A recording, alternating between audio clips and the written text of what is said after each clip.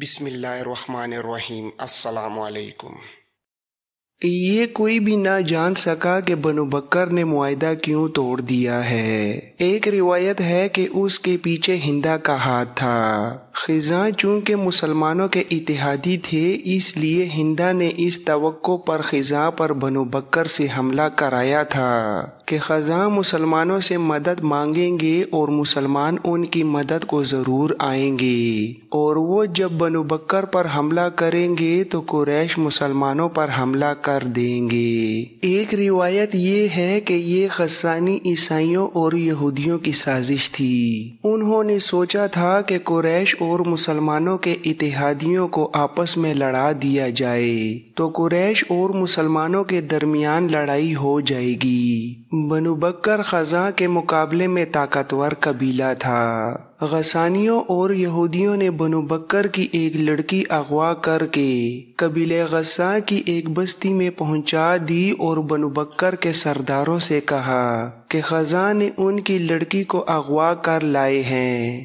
بنو بکر نے جاسوسی کی اور پتہ چلا کہ ان کی لڑکی واقعی خزاں کی ایک بستی میں ہے۔ ہندا نے اپنے خاوند ابو سفیان کو بتائے بغیر قریش کے کچھ آدمی بنو بکر کو دے دیے۔ ان میں قریش کے مشہور سالار اکرمہ اور صفوان بھی تھے۔ چونکہ حملہ رات کو کیا گیا تھا، اس لیے خزاں کے 20 آدمی مارے گئے۔ یہ راز ہر کسی کو معلوم ہو گیا کہ بنو بکر کے حملے میں قریش کے آدمی مدد کے لیے گئے تھے۔ خزاں کا سردار اپنے ساتھ 2-3 آدمی لے کر مدینہ چلا گیا۔ خزاں غیر مسلم قبیلہ تھا۔ خزاں کے یہ آدمی حضور صلی اللہ علیہ وآلہ وسلم کے پاس پہنچے اور آپ کو بتایا کہ بنو بکر نے قریش کی پشت پناہی سے حملہ کیا اور قریش کے کچھ جنگجو بھی اس حملے میں شریک تھے۔ خزاں کے ایلیچی نے حضور کو بتایا کہ اکرمہ اور صفوان بھی اس حملے میں شامل تھے۔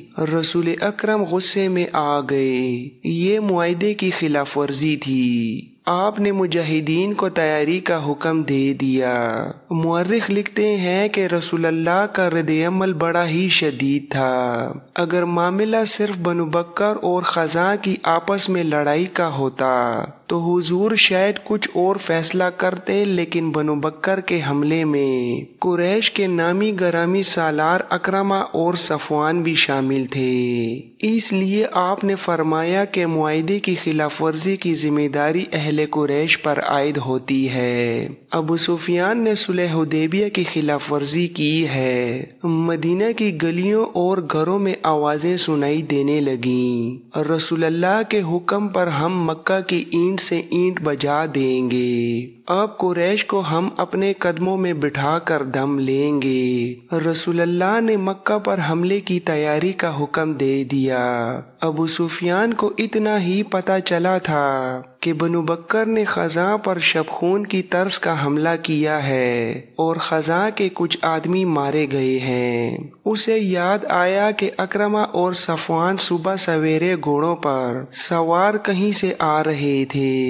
اس نے ان سے پوچھا تھا کہ وہ کہاں سے آ رہے ہیں، تو انہوں نے جھوٹ بولا تھا کہ وہ گھڑ دوڑ کے لیے گئے تھے۔ دوپہر کے وقت جب اسے پتہ چلا کہ بنو بکر نے خزاں پر حملہ کیا ہے تو اس نے اکرمہ اور صفوان کو بلایا۔ ابو سفیان نے ان سے پوچھا، تم دونوں مجھے کس طرح یقین دلا سکتے ہو کہ خزاں کی بستی پر بنو بکر کے حملے میں تم شریک نہیں تھے؟ صفوان نے کہا، کیا تم بھول گئے ہو کہ بنو بکر ہمارے دوست ہیں؟ اگر دوست مدد کے لیے پکاریں تو کیا تم دوستوں کو پیٹھ دکھاؤ گے؟ ابو سفیان نے کہا، میں کچھ بھی نہیں بھولا۔ خدا کی قسم، تم بھول گئے ہو کہ قبیلہ قریش کا سردار کون ہے؟ میں ہوں تمہارا سردار۔ میری اجازت کے بغیر تم کسی اور کا ساتھ نہیں دے سکتے۔ اکرمہ نے کہا، ابو سفیان، میں تمہیں اپنے قبیلے کا سردار مانتا ہوں، تمہاری کمان میں لڑائیاں لڑی ہیں، تمہارا ہر حکم مانا ہے، لیکن ہم دیکھ رہے ہیں کہ تم قبیلے کے وقار کو مجروح کرتے چلے جا رہے ہو۔ تم نے اپنے دل پر مدینہ والوں کا خوف طاری کر لیا ہے۔ ابو سفیان نے کہا، اگر میں قبیلے کا سردار ہوں تو میں کسی کو ایسا جرم بخشوں گا نہیں جو تم نے کیا ہے۔ اکرمہ نے کہا، ابو سفیان، وہ وقت تمہیں یاد ہوگا جب خالد مدینہ کو رخصت ہوا تھا، تم نے اسے بھی دھمکی دی تھی اور میں نے تمہیں کہا تھا کہ ہر کسی کو حق حاصل ہے کہ وہ اس عقیدے کا پیروکار ہو جائے جسے وہ اچھا سمجھتا ہے، اور میں نے تمہیں یہ بھی کہا تھا کہ تم نے اپنا رویہ نہ بدلا تو میں بھی تمہارا ساتھ چھوڑنے اور محمد صلی اللہ علیہ وآلہ وسلم کی اطاعت قبول کرنے پر مجبور ہو جاؤں گا۔ ابو سفیان نے کہا، کیا تم نہیں سمجھتے کہ باوقار لوگ اپنے عہد کی خلاف ورزی نہیں کیا کرتے؟ تم نے بنو بکر کا ساتھ دے کر اور مسلمانوں کے اتحادی قبیلے پر حملہ کر کے اپنے قبیلے کا وقار تباہ کر دیا ہے۔ اگر تم یہ سوچ رہے ہو کہ محمد الرسول اللہ نے مکہ پر حملہ کر دیا تو تم حملہ پسپا کر دو گے تو تم خوش فہمی میں مبتلا ہو۔ کون سے میدان میں تم نے مسلمانوں کو شکست دی ہے؟ کتنا لشکر لے کر تم نے مدینہ کو محاصرے میں لیا تھا؟ صفوان نے کہا، وہاں سے پسپائی کا حکم تم نے دیا تھا، تم نے ہار مان لی تھی۔ میں تم جیسے ضدی اور کوتابی آدمیوں کے پیچھے پورے قبیلے کو ذلیل و خوار نہیں کرواؤں گا۔ ابو سفیان نے کہا، میں مسلمانوں کے ساتھ ابھی چھیڑخانی نہیں کر سکتا۔ میں محمد رسول اللہ کو بتانا چاہتا ہوں کہ ہمارے ایک دوست قبیلے نے مسلمانوں کے ایک دوست قبیلے پر حملہ کیا ہے اور اس میں قریش کے چند ایک آدمی شامل ہو گئے تھے، تو اس سے یہ مطلب نہ لیا جائے کہ میں نے معاہدے کی خلاف ورزی کی ہے۔ میں محمد رسول اللہ کو بتاؤں گا کہ قبیلہ قریش حدیبیہ کے معاہدے پر قائم ہے۔ وہ اکرمہ اور صفوان کو وہیں کھڑا چھوڑ کر وہاں سے چلا گیا۔ ابو سفیان اسی روز مدینہ کو روانہ ہو گیا۔ اہل مکہ حیران تھے کہ ابو سفیان اپنے دشمن کے پاس چلا گیا ہے۔ اس کے خلاف آوازیں اٹھنے لگیں۔ اس کی بیوی ہندہ پھنکارتی پھر رہی تھی۔ مدینہ پہنچ کر ابو سفیان نے جس دروازے پر دستک دی وہ اس کی اپنی بیٹی ام حبیبہ رضی اللہ تعالی عنہا کا گھر تھا۔ دروازہ کھلا تو بیٹی نے اپنے باپ کو دیکھا تو بیٹی کے چہرے پر مسرت کی بجائے بے رخی کا تاثر آ گیا۔ بیٹی اسلام قبول کر چکی تھی اور باپ اسلام کا دشمن تھا۔ ابو سفیان نے ام حبیبہ سے پوچھا، کیا باپ اپنی بیٹی کے گھر میں داخل نہیں ہو سکتا؟ ام حبیبہ نے کہا، اگر باپ وہ سچا مذہب قبول کر لے جو اس کی بیٹی نے قبول کیا ہے تو بیٹی باپ کی راہ میں آنکھیں بچھائے گی۔ ابو سفیان نے کہا، بیٹی، میں پریشانی کے عالم میں آیا ہوں، میں دوستی کا پیغام لے کر آیا ہوں، بیٹی کیا کر سکتی ہے؟ آپ رسول خدا کے پاس جائیں۔ بیٹی کی اس بے رخی پر ابو سفیان سٹپٹا اٹھا اور وہ رسول کریم کے گھر کی طرف چل پڑا۔ راستے میں اس نے وہ شناسا چہرے دیکھے جو کبھی اہل قریش کہلاتے اور اسے اپنا سردار مانتے تھے، اب اس سے بیگانے ہو گئے تھے۔ وہ اسے چپ چاپ دیکھ رہے تھے۔ وہ ان کا دشمن تھا۔ اس نے ان کے خلاف لڑائیاں لڑی تھیں۔ احد کی جنگ میں ابو سفیان کی بیوی ہندہ نے مسلمانوں کی لاشوں کے پیٹ چاک کیے اور ان کے کان اور ناک کاٹ کر ان کا ہار بنایا اور اپنے گلے میں ڈالا تھا۔ ابو سفیان اہل مدینہ کی گرتی ہوئی نظروں سے گزرتا رسول کریم کے ہاں جا پہنچا۔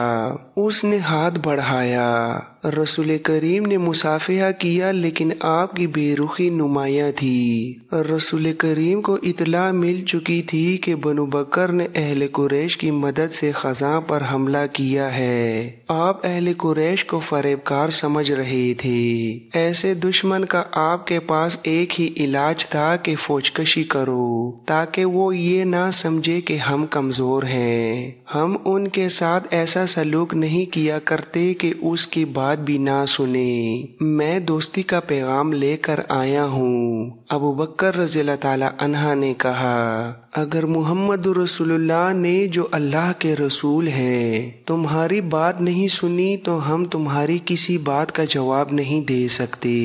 ہم اس مہمان کی بات سنا کرتے ہیں جو ہماری بات سنتا ہے۔ ابو سفیان، کیا تم نے محمد صلی اللہ علیہ وآلہ وسلم کی بات سنی ہے کہ وہ اللہ کا بھیجا ہوا رسول ہے؟ کیا تم نے اللہ کے رسول کی یہ بات نہیں سنی تھی کہ اللہ ایک ہے اور اس کے سوا کوئی معبود نہیں؟ سنی تھی تو تم رسول اللہ کے دشمن کیوں ہو گئے تھے؟ ابو سفیان نے التجا کی، کیا تم میری کوئی مدد نہیں کرو گے ابو بکر؟ ابو بکر رضی اللہ تعالی عنہ نے کہا، ہم اپنے رسول کے حکم کے پابند ہیں۔ ابو سفیان مایوسی کے عالم میں سر جھکائے ہوئے چلا گیا اور کسی سے حضرت عمر رضی اللہ تعالی عنہ کا گھر پوچھ کر ان کے سامنے جا بیٹھا۔ عمر رضی اللہ تعالی عنہ نے کہا، اسلام کے سب سے بڑے دشمن کو مدینہ میں دیکھ کر مجھے حیرت ہوئی ہے۔ خدا کی قسم تم اسلام قبول کرنے والوں میں سے نہیں۔ ابو سفیان نے عمر رضی اللہ تعالی عنہ کو مدینہ میں آنے کا مقصد بتایا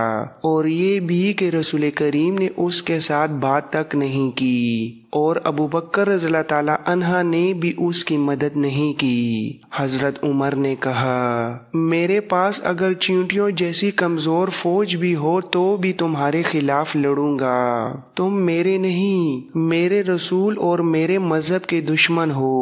میرا رویہ وہی ہوگا جو اللہ کے رسول کا ہے۔ ابو سفیان فاطمہ رضی اللہ تعالی عنہ سے ملا، حضرت علی رضی اللہ تعالی عنہ سے ملا، لیکن کسی نے بھی اس کی بات نہ سنی۔ وہ مایوس اور نامراد مدینہ سے نکلا۔ اس کے گھوڑے کی چال اب وہ نہیں تھی جو مدینہ کی طرف آتے وقت تھی۔ گھوڑے کا بھی جیسے سر جھکا ہوا تھا۔ وہ مکہ کو جا رہا تھا۔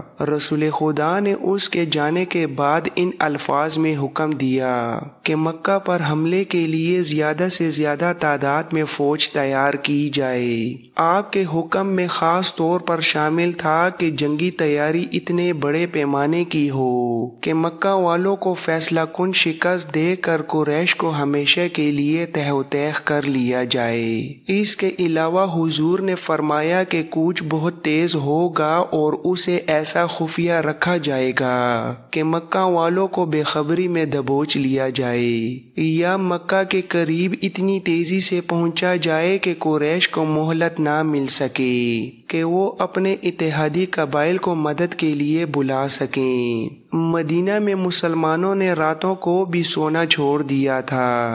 جدھر دیکھو تیر تیار ہو رہے تھے۔ تیروں سے بھری ہوئی ترکشوں کے انبار لگتے جا رہے تھے۔ برچیاں بن رہی تھیں۔ گھوڑے اور اونٹ تیار ہو رہے تھے۔ تلواریں تیز ہو رہی تھیں۔ عورتیں اور بچے بھی جنگی تیاریوں میں مصروف تھے۔ رسول اکرم اور صحابہ کرام بھاگتے دوڑتے نظر آتے تھے۔ مدینہ میں ایک گھر تھا جس کے اندر کوئی اور ہی سرگرمی تھی۔ وہ غیر مسلم گھرانہ تھا۔ وہاں ایک اجنبی آیا بیٹھا تھا۔ گھر میں ایک بوڑھا تھا، ایک ادھیڑ عمر آدمی، ایک جوان لڑکی، ایک ادھیڑ عمر عورت اور 2-3 بچے تھے۔ اجنبی نے کہا، میں مسلمانوں کے ارادے دیکھ آیا ہوں۔ ان کا ارادہ ہے کہ مکہ والوں کو بے خبری میں جا उठा लें। बिला शक व शुबा मोहम्मद रसूलुल्लाह जंगी चालों का माहिर है। उसने जो कहा है वो करके दिखा देगा। बूढ़े ने पूछा, हम क्या कर सकते हैं? अजनबी ने कहा, मेरे बुजुर्ग, हम और कुछ नहीं कर सकते, लेकिन हम मक्का वालों को खबरदार कर सकते हैं कि तैयार रहो और इधर उधर के कबीलों को अपने साथ मिला लो और मक्का के रास्ते में कहीं घात लगाकर मुसलमानों पर टूट पड़ो। मक्का पहुंचने तक उन पर शबखून मारते रहो। मुसलमान जब मक्का पहुंचेंगे तो उनका दम खम टूट चुका होगा। बूढ़े ने जोशीली आवाज में कहा, कसम उसकी जिसे मैं पूछता हूँ, तुम अकल वाले हो, तुम खुदाई यहूदा के सच्चे पुजारी हो। खुदाई यहूदा ने तुम्हें अक्ल दानिश अता की है, क्या तुम मक्का नहीं जा सकते? अजनबी ने कहा, नहीं, मुसलमान हर गैर मुस्लिम को शक की निगाह से देख रहे हैं। ये जानते हैं कि मैं यहूदी हूँ, वो मुझ पर शक करेंगे। मैं अपनी जान पर खेल जाऊंगा। मुझे उन यहूदियों के खून का इंतकाम लेना है जिन्हें मुसलमानों ने कत्ल किया था। मेरी रगों में बनु करीजा का खून दौड़ रहा है। ये मेरा फर्ज है कि मैं मुसलमानों को ज़रबे लगाता रहूं, और मैं अपना ये फर्ज अदा ना करूं तो खुदाई यहूदा मुझे उस कुत्ते की मौत मारे जिसके जिस्म पर खारिश और फूड़े होते हैं और वो तड़प तड़प कर मरता है। लेकिन मैं नहीं चाहता कि मैं पकड़ा जाऊं। मैं मुसलमानों को डंग मारने के लिए जिंदा रहना चाहता हूँ, पर मैं बूढ़ा हूँ और मक्का दूर है। घोड़े या ऊंट पर इतना तेज सफर नहीं कर सकूंगा कि मुसलमानों से पहले मक्का पहुंच जाऊं। ये काम बच्चों और औरतों का भी नहीं। मेरा बेटा है मगर बीमार है। अजनबी यहूदी ने कहा, उस इनाम को देखो जो हम तुम्हें दे रहे हैं। ये काम कर दो और इनाम के अलावा हम तुम्हें अपने मजहब में शामिल करके अपनी हिफाजत में ले लेंगे। उधेड़ उम्र औरत ने कहा, क्या ये काम मैं कर सकती हूँ? तुमने मेरी ऊँटनी नहीं देखी, तुमने मुझे ऊँटनी की पीठ पर कभी नहीं देखा। इतनी तेज ऊँटनी मदीना में किसी के पास नहीं है। यहूदी ने कहा, हाँ, तुम ये काम कर सकती हो। ऊँटों और बकरियों को बाहर ले जाओ, तुम्हारी तरफ कोई ध्यान नहीं देगा। तुम उन्हें चराने के लिए हर रोज ले जाती हो। आज भी ले जाओ और मदीना से कुछ दूर जाकर अपनी ऊँटनी पर सवार हो जाओ। उसने एक कागज औरत को देते हुए कहा, इसे अपने सर के बालों में छुपा लो। ऊँटनी को दौड़ाती ले जाओ और मक्का में अबू सुफियान के घर जाओ और बालों में से ये कागज निकाल कर उसे दे दो।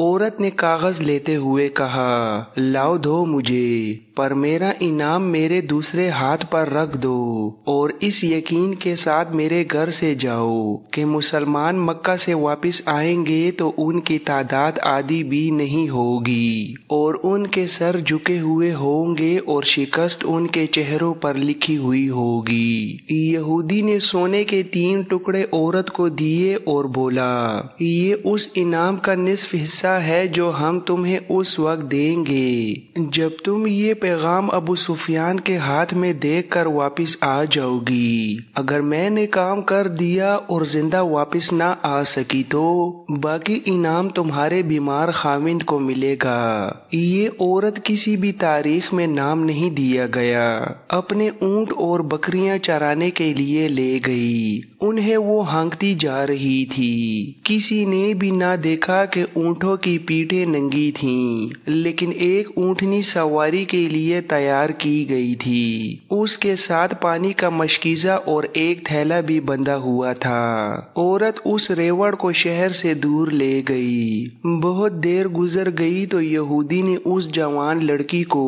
जो घर में थी उसे कहा, वो जा चुकी होगी, तुम जाओ और ऊँटों और बकरियों को शाम के वक्त वापस ले आना।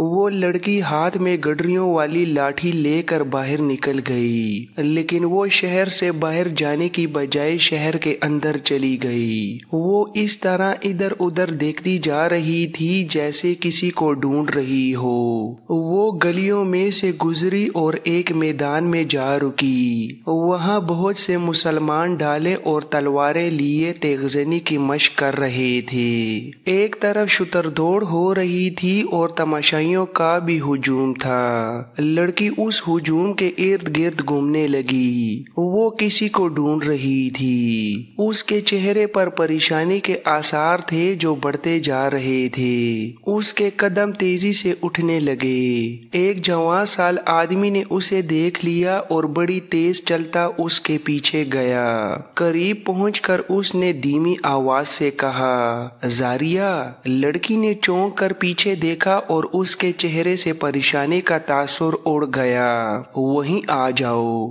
زاریہ نے کہا اور وہ دوسری طرف چلی گئی۔ زاریہ کو وہاں پہنچتے خاصا وقت لگ گیا جہاں وہ عورت اونٹوں اور بکریوں کو لے جایا کرتی تھی۔ اونٹ اور بکریاں وہیں تھیں، وہ عورت اور اس کی اونٹنی وہاں نہیں تھی۔ زاریہ وہاں اس انداز سے بیٹھ گئی جیسے بکریاں چرانے آئی ہو۔ وہ بار بار اٹھتی اور شہر کی طرف دیکھتی تھی۔ اسے اپنی طرف کوئی آتا نظر نہیں آ رہا تھا۔ وہ ایک بار پھر پریشان ہونے لگی۔ سورج ڈوبنے کے لیے افق کی طرف جا رہا تھا۔